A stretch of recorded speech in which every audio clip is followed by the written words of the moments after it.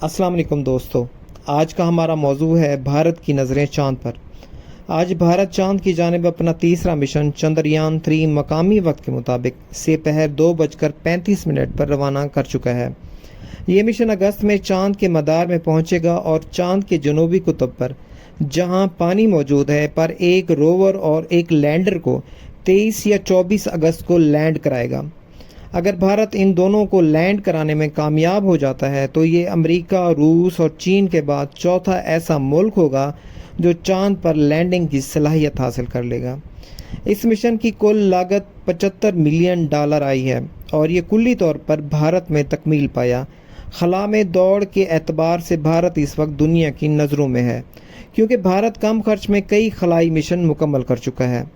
دنیا کے دیگر ممالک بھی اب بھارت کی راکٹ لانچ ٹیکنالوجی کے معترف ہیں اور آئندہ آنے والے سالوں میں کئی خلائی ادارے بھارت سے اپنے مشن لانچ کرنے کا ارادہ رکھتے ہیں۔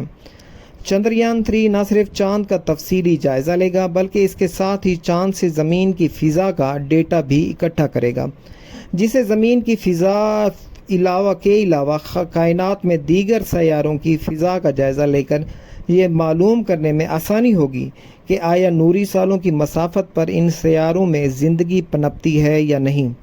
یقیناً بھارت کا یہ خلائی پروگرام پورے خطے میں خلا کی تسخیر اور جدید ٹیکنالوجی کا پیش خیمہ ثابت ہوگا، اور ساتھ ہی ساتھ اس سے کائنات کے متعلق حضرت انسان کے علم میں بھی اضافہ ہوگا۔